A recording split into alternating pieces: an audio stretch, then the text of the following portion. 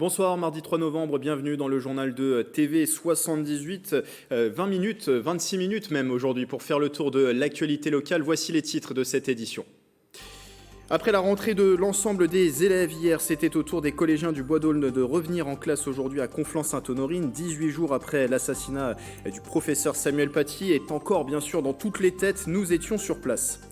Les bénévoles de cette association ont été d'ailleurs mobilisés pendant plusieurs jours à Conflans-Sainte-Honorine suite à l'attentat. La protection civile des Yvelines est en ce moment sur tous les fronts du département, celui notamment de la lutte contre l'épidémie de Covid-19 dont la deuxième vague est dévastatrice.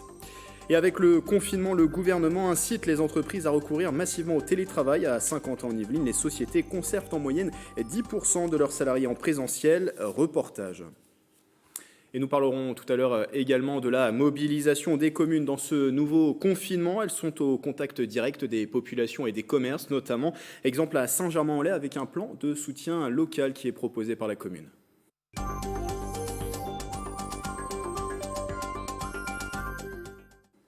À Conflans-Sainte-Honorine, les élèves ont repris ce mardi le chemin du collège du Bois d'Aulne.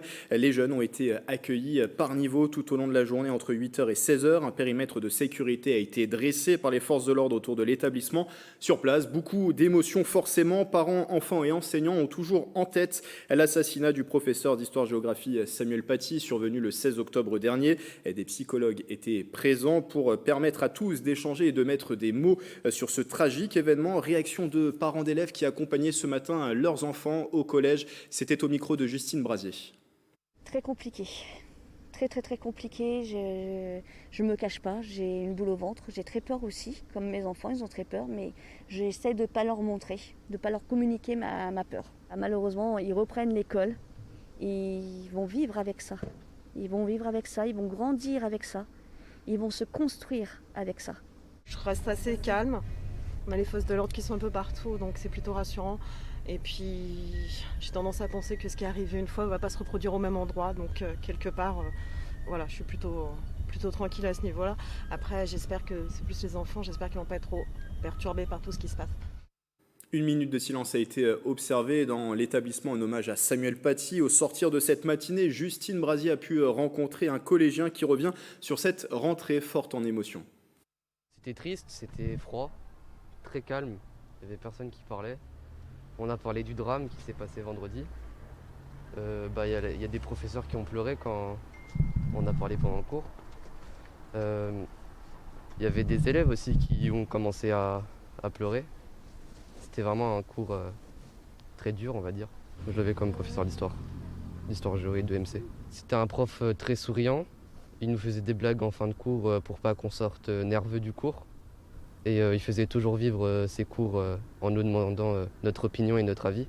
Donc du coup, il nous faisait ouvrir notre esprit critique. Moi, c'est passé, on va dire. Enfin là, j'étais plus heureux de retrouver mes camarades, mes amis, etc. Lors du cours. On va devoir faire avec maintenant. De toute façon, ça va être comme ça toute l'année. Et puis surtout, je pense que ce qui va être le plus compliqué, c'est de accepter les deux nouveaux remplaçants parce que ça va être des cours différents de sa façon. Du coup, ça va être compliqué de s'y faire. Beaucoup d'émotions à Conflans-Sainte-Honorine depuis l'attentat du 16 octobre dernier. En invité par visio à présent, c'est Valérie Sodjo qui est avec moi. Bonsoir. Bonsoir. Vous êtes la directrice de la formation et vice-présidente de la protection civile des Yvelines. Les bénévoles de la protection civile ont été dépêchés très vite sur place après l'attentat pour assurer notamment les cellules de soutien psychologique des collégiens, des collègues aussi de Samuel Paty. Vous avez assisté notamment le SAMU dans la cellule d'urgence médico-psychologique. Quelles étaient vos missions dans cette cellule ? Oui, alors tout d'abord, ce qu'il faut expliquer, c'est qu'en fait, nous, on est déclenché à la demande du préfet des Yvelines pour venir en aide, en effet, à la cellule d'urgence médico-psychologique. Donc, un cadre de permanence est envoyé pour voir un peu, pour faire l'état des lieux de ce qu'il y a besoin. Et donc là, dans le cas de Conflans, nous avons mis en place un secrétariat qui permettait en fait au SAMU de savoir combien de personnes ils avaient en attente, je dirais, pour les recevoir.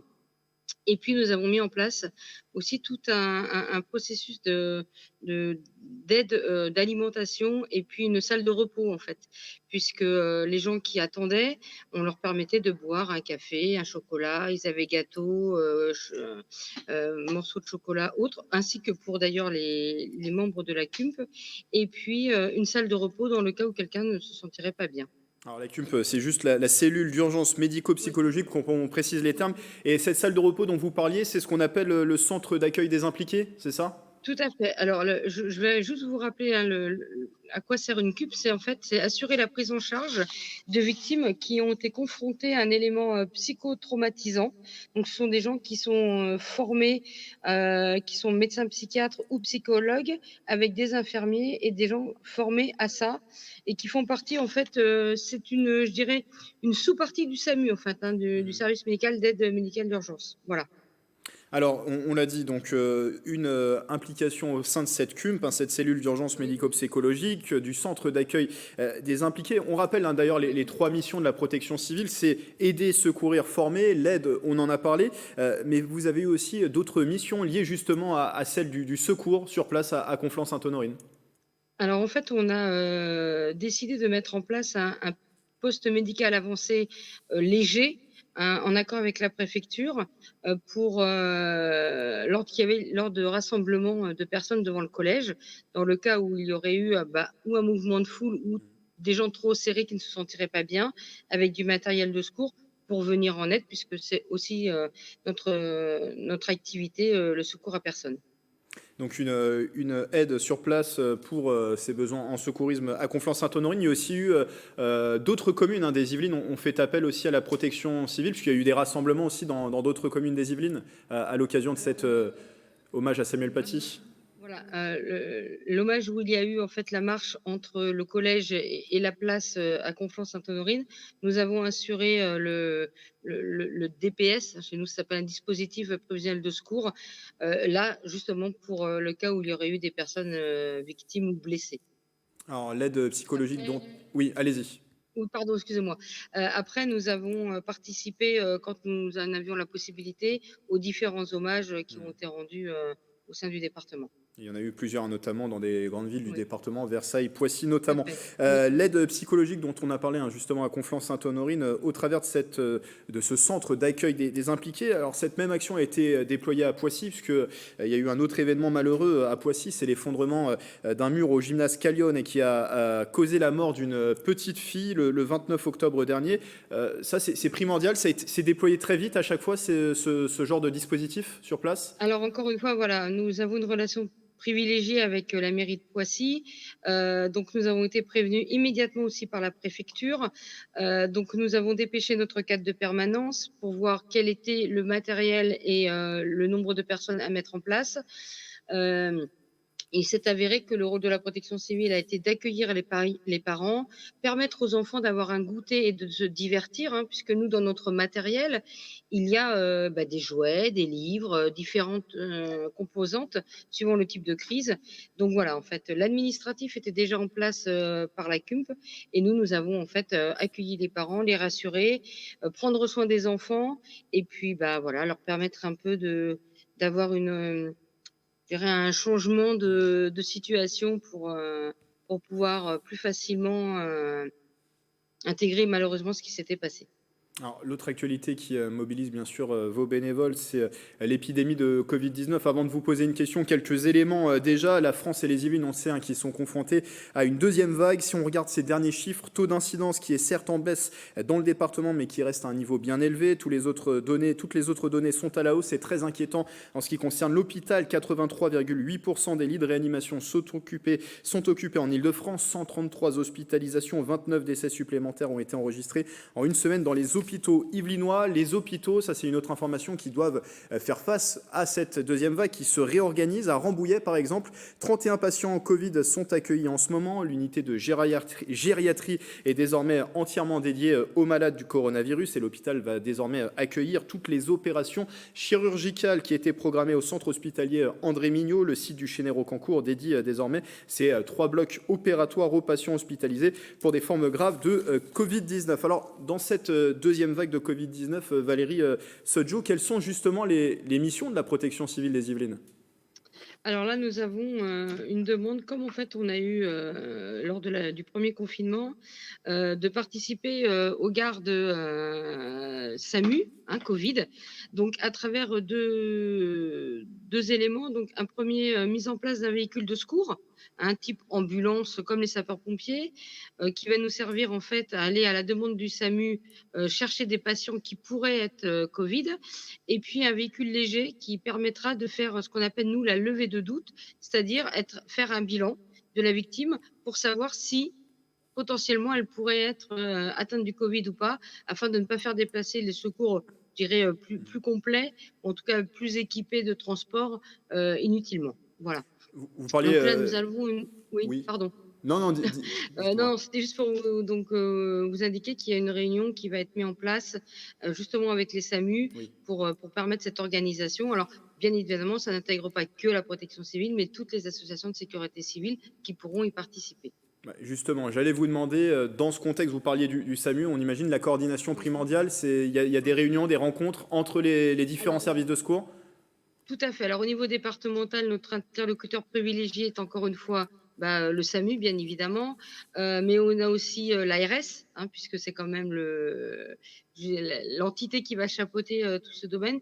Et puis, alors, pour une autre partie, mais qui est aussi importante, puisque nous assurons des maraudes pour les gens sans domicile, un contact avec la DDCS pour permettre aux gens qui n'ont malheureusement pas d'accueil fixe de pouvoir bénéficier toujours de maraudes pour les aider.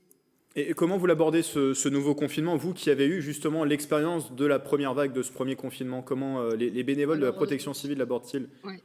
Alors sereinement parce que on l'a déjà vécu, donc on n'a pas la surprise. Je dirais que l'élément surprise n'est plus vraiment présent, et avec énormément d'inquiétude parce que ça risque de durer dans le temps. Et comme beaucoup d'associations, nous sommes des bénévoles. Là, en ce moment, je suis à mon travail, par exemple. Donc, ça veut dire que notre disponibilité va être, je pense, réduite, d'où la difficulté souvent de pouvoir assurer ces missions qui sont vitales, qui sont importantes pour nous comme pour le SAMU, vis-à-vis de la population, bien évidemment, mais on va avoir énormément de soucis pour trouver des bénévoles, bien évidemment. C'est important de le rappeler, vous l'avez dit, c'est une association, hein, la protection civile, avec une place centrale pour les bénévoles. Combien sont mobilisés dans les Yvelines? Est-ce que vous avez aujourd'hui des besoins en bénévoles? C'est l'occasion de passer un appel sur notre antenne. Tout à fait. À ce jour, nous avons 71 bénévoles. Alors, dans les 71 bénévoles, ce sont des secouristes. Donc, des gens qui sont formés au secourisme en équipe. Voilà, qui assurent les dispositifs de secours. Nous avons 13 réservistes.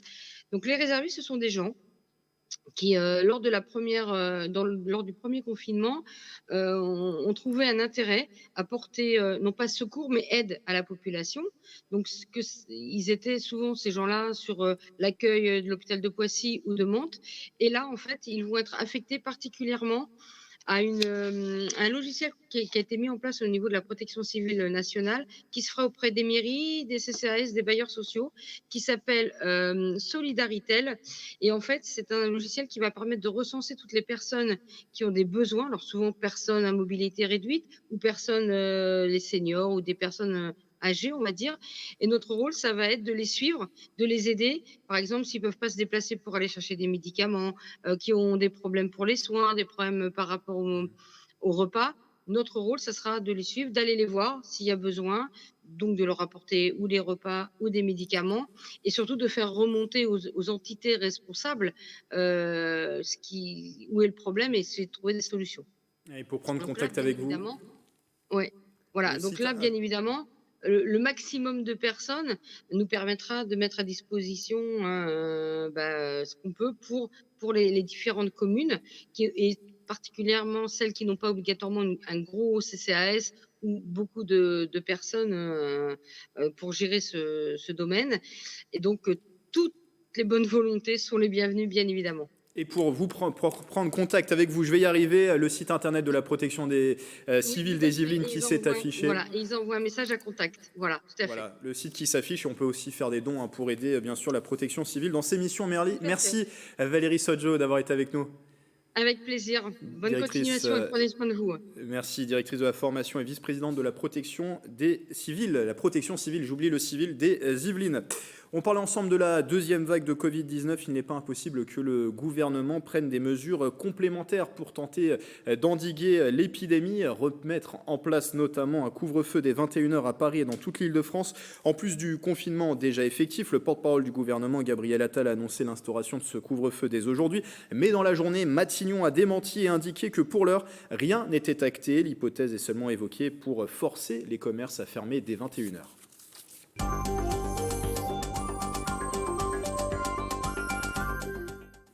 Avec le nouveau confinement, les entreprises aussi doivent s'adapter et reprendre une activité majoritairement en télétravail. C'est le souhait du gouvernement affiché lors des dernières prises de parole du Premier ministre Jean Castex. À Saint-Quentin-en-Yvelines, les sociétés se sont très vite adaptées. Les précisions de Nicolas Dandry.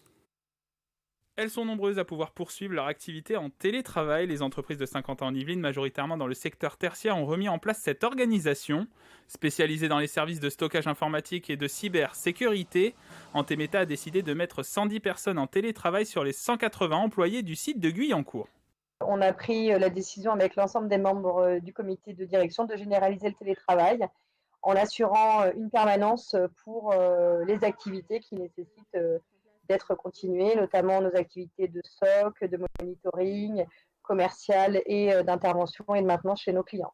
Je pense que dans tous les cas, le télétravail, en tout cas le confinement change les méthodes de travail pour l'avenir et que le télétravail va forcément devenir une petite norme, en tout cas, dans les entreprises. Et nous, on constate déjà, même dans nos entretiens de recrutement, qu'effectivement, les candidats nous posent la question. Autre exemple avec D-Link France. Son siège est installé dans le quartier de l'hypercentre de Montigny-le-Bretonneux. Aujourd'hui, sur la vingtaine de collaborateurs, 17 poursuivent leur activité depuis leur domicile.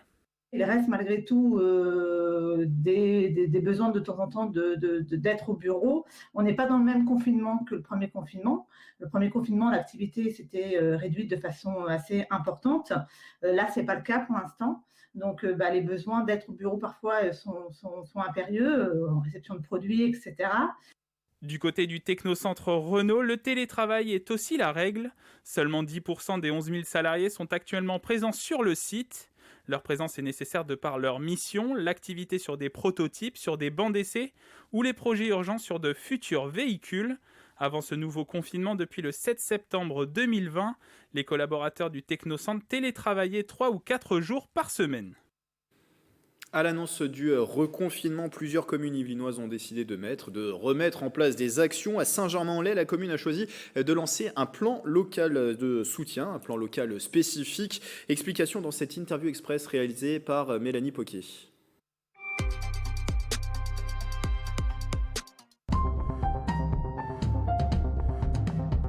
On a décliné un plan de soutien en 3 temps, en 3 composantes. Évidemment, un plan de soutien économique, un plan de soutien sanitaire et puis surtout un plan de soutien qu'on a appelé la solidarité de proximité. Et donc, cette semaine, dans les plus de 20 000 boîtes aux lettres de la ville, nous allons déposer des questionnaires. J'ai bien entendu les annonces du président, du Premier ministre et des médecins disant qu'il faut surtout que les plus fragiles restent à l'écart, se protègent, restent chez eux le plus possible. On sait que ce n'est pas toujours facile et il faut rompre aussi cette logique d'isolement auquel peuvent être confrontés nos aînés. Sur les locaux dont nous sommes titulaires, voilà, on a fait des franchises de loyer, on a été au rendez-vous, on a fait des exonérations, on a fait énormément d'exonérations de droits de terrasse. On permet bien évidemment la vente à emporter, donc on a permis, ça c'est pour les commerces, donc on a aussi des permanences qu'on va mettre en place avec l'ensemble des élus. On a de la chance d'avoir des élus experts sur la question. On a notamment l'ancien président de la Chambre de commerce des Yvelines qui est là, Yves Fouchet, donc on va faire des guichets d'accueil pour recenser les difficultés, pour après les orienter sur les mécanismes d'aide. On va organiser très certainement une médiation autour des loyers commerciaux parce que c'est le vrai sujet. Voilà, moi, le crédit d'impôt qui a été voté, qui a été décidé par le gouvernement à hauteur de 30% d'un mois de loyer, ça ne suffit pas. Il faut aller au-delà. Et là, il faut véritablement que nous, on puisse jouer notre rôle d'intermédiation entre les propriétaires et les locataires. On va les mettre en place en fin de semaine. On a acheté nous-mêmes des tests antigéniques. Alors, qu'est-ce qu'on en fait? Déjà, on va alimenter la médecine de ville. Ils auront comme ça en stock avec des patients symptomatiques qui viennent les voir. Il faut que ce soit réservé vraiment aux patients symptomatiques. C'est vraiment très important. Dans les Yvelines, certains maires ont décidé d'aller contre les décisions gouvernementales. C'est le cas à Maisons-Laffitte et aussi à Limay. Le maire communiste Éric Rouleau a pris un arrêté pour maintenir ouvert l'ensemble des commerces dans la commune, y compris ceux non essentiels qui doivent pourtant rester fermés avec le confinement. L'élu justifie cette décision par la volonté d'égalité de traitement entre les petites boutiques et la grande distribution. L'arrêté municipal pourrait cependant être vite annulé par le tribunal administratif de Versailles. Les marchés, en revanche, peuvent cette fois-ci rester ouverts, continuer leur activité, ce qui n'était pas le cas pendant le premier confinement. Une décision accueillie avec soulagement par les professionnels présents dans une centaine de marchés dans les Yvelines. Reportage au marché Notre-Dame de Versailles avec Mélanie Poquet, Éléonore Sinoquet et Bichente Maria Santisteban. Un soulagement du côté des clients et des commerçants. Pour ce second confinement, les marchés sont reconnus comme essentiels. Et ce dimanche, malgré la pluie et le vent, les clients sont restés fidèles. C'était vraiment dur au premier confinement que tout soit fermé, surtout qu'il n'y a pas beaucoup de grandes surfaces avec des produits frais sympas autres que le marché. Et vu qu'on est vraiment à 2 pas, c'est un peu la petite sortie du week-end qui est assez sympa. Je suis assez favorable pour qu'au moins ce marché de produits frais puisse ouvrir, puisse s'activer. D'abord pour le client, qui est nécessaire de pouvoir avoir des produits frais. Il faut quand même penser aussi aux commerçants. Le marché, c'est quand même ouvert. Je crois que chacun fait attention. Ça me semblait plus logique de le laisser ouvert. En avril dernier, seules les halles avaient pu rouvrir grâce à une dérogation obtenue par la ville.